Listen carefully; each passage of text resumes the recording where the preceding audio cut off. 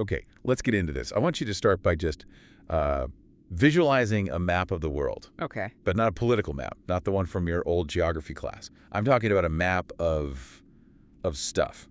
You mean supply chains, the invisible wiring? Exactly. Shipping lanes, cargo containers, all of it.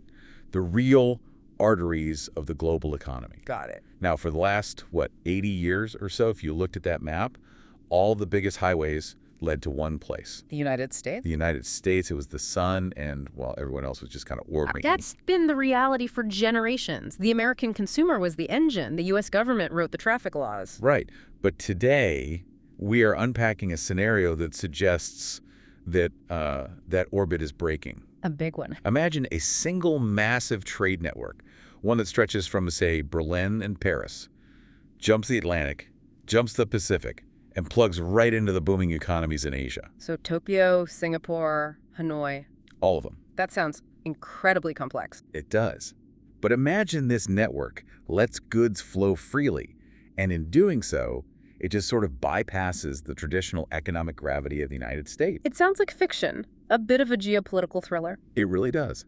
But according to this stack of reports we have, it is not fiction. It's actually happening. Right now. So for this deep dive, we're looking at what might be the boldest diplomatic move of the decade. Canada. Trying to link the European Union with the CPTPP. And for anyone who doesn't speak fluent acronym, and let's be honest, who does? I know. That's the Comprehensive and Progressive Agreement for Trans-Pacific Partnership. Thank you. So our mission today is to unpack how Prime Minister Mark Carney, and the sources identify him as the PM in this 2026 context, is trying to engineer this massive trade bridge. And the goal seems pretty clear. To counter rising protectionism. That's the headline. And what's fascinating here is just the sheer scale of it. I mean, we're looking at reports from the Canadian government, but also the Swedish National Trade Board and statements from officials in Singapore and Davos. It's all connected. And it feels bigger than just tariffs. Oh, it is. This is about rewriting the entire architecture of global commerce. So let's jump into the what. The core news. Canada is leading talks to link the 27-member EU with the 11-nation CPTPP.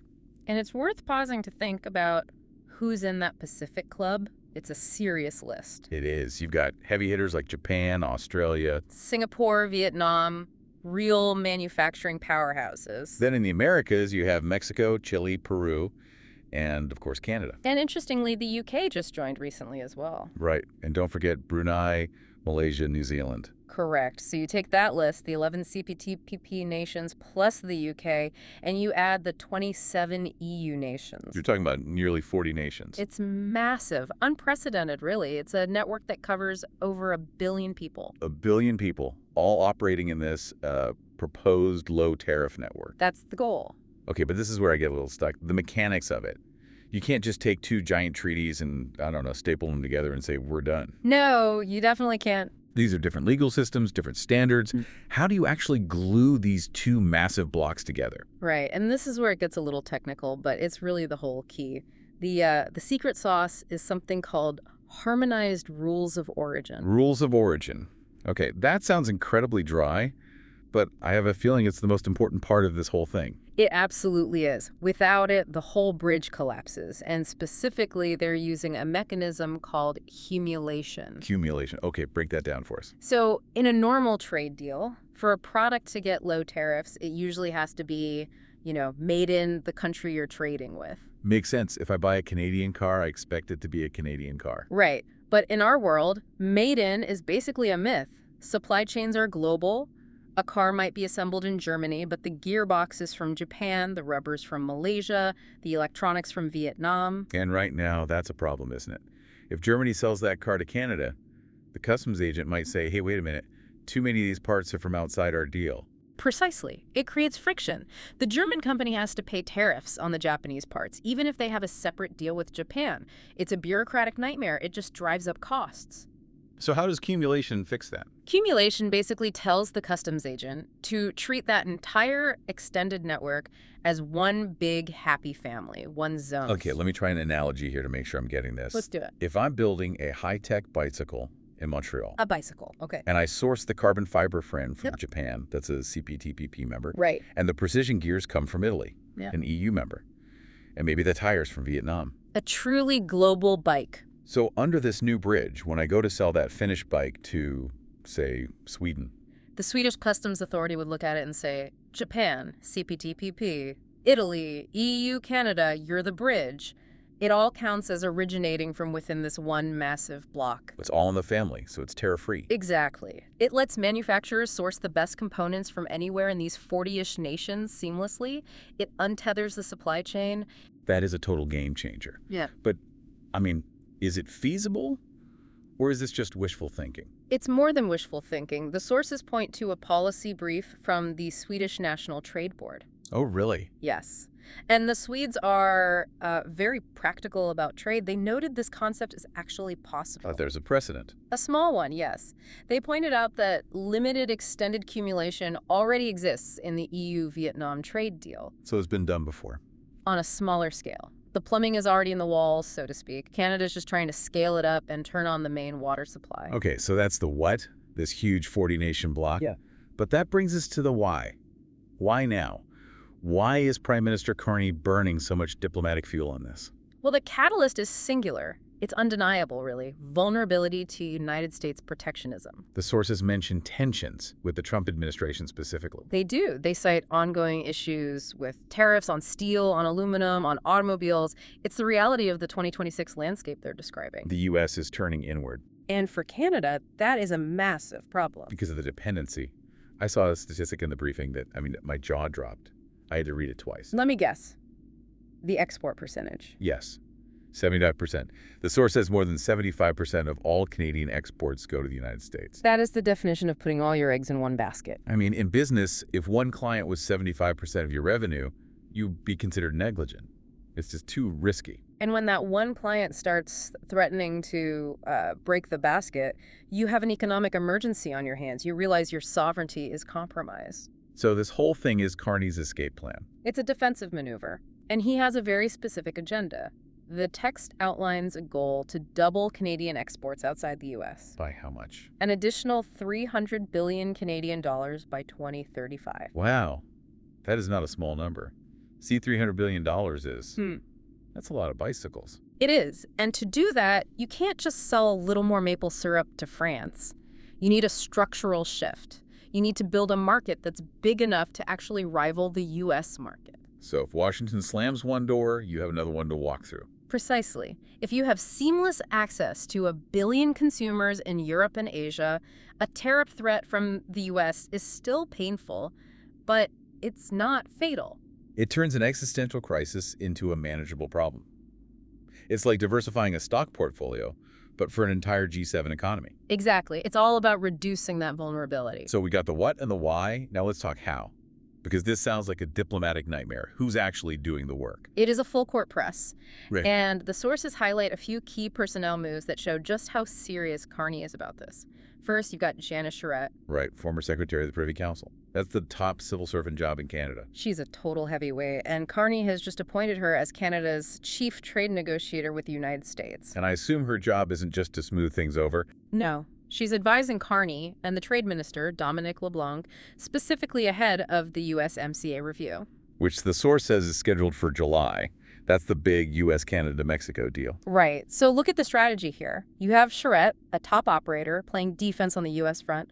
Her job is to manage that review to minimize the damage. And while she's playing defense, the rest of the team is playing offense everywhere else, building the bridge. Speaking of offense, that delegation to Mexico, that really stood out. Yes, that's fascinating.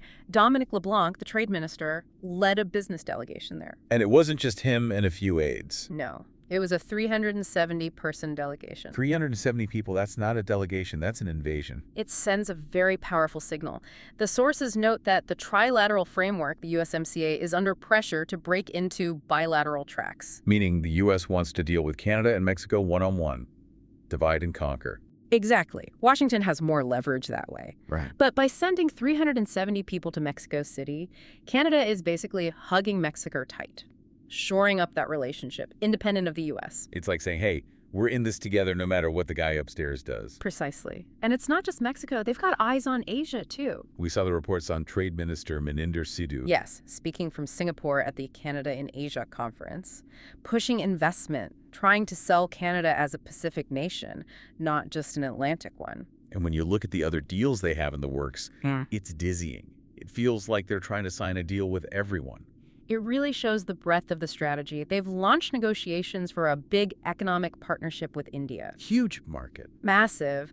And they just concluded agreements with Indonesia and Ecuador. So it's not one single Hail Mary pass. It's a systematic rewiring of Canada into every major market that isn't the United States. It really is a chess game. You move a piece to Mexico, a piece to Singapore, another to Brussels, all to counter the king on the other side of the board. That's a perfect analogy. Because if you can't beat the king directly, you change the board itself. Which brings us to the big so what? What does all this mean for the world order? Because this feels like a genuine shift. It is. I mean, we grew up in a world where globalization basically meant Americanization. Yeah. The U.S. provided the security, the currency, the consumer. But everyone else just fell into that orbit. Exactly. And Prime Minister Carney actually said as much. There's a quote from him in Davos that I think just anchors this entire deep dive. I have it right here. He said, "The old order isn't coming back. We shouldn't lament it. Nostalgia is not a strategy." Yeah. Nostalgia is not a strategy. That's a powerful thing for a G7 leader to admit. It's almost ruthless. He's saying, stop waiting for things to go back to normal. Exactly. He is admitting the era of globalization led by a single benevolent U.S. It's over. And it's being replaced by these massive strategic blocks. So for you listening to this, why does this matter? Well, on one hand, if this succeeds, it could mean cheaper goods. If that bicycle we talked about can be made with the best parts from anywhere in the block without tariffs, that drives costs down. Right. More efficiency. That's usually good for the consumer. But on the other hand, it's a sign that geopolitical lines are hardening. We are moving deeper into a world of us versus them. What they call friendshoring. Exactly. If you're inside the block, you get the benefits. If you're outside, you are facing a wall. And Canada's trying to build a shield out of all these other nations. A trade shield, yes.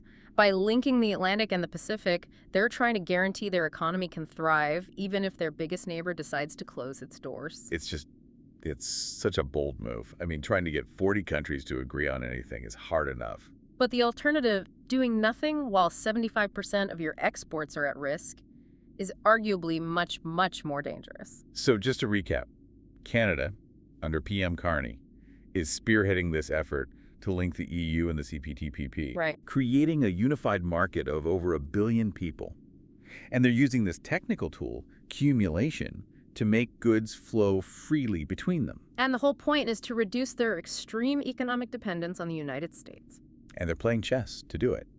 Top negotiators like Janice Charette on defense, and these massive delegations on offense in places like Mexico. It's a complete strategic pivot. Like he said, nostalgia is not a strategy. They're building a new architecture for a new world. Which leaves us with a really provocative question to end on. If Canada actually pulls this off, if they link these two massive blocks, where does that leave the United States? That is the multi-trillion-dollar question, isn't it? Does the U.S. eventually get left on the outside looking in?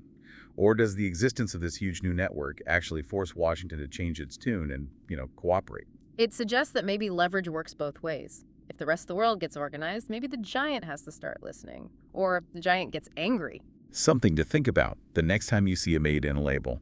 It might be about to get a lot more complicated and a whole lot more interesting.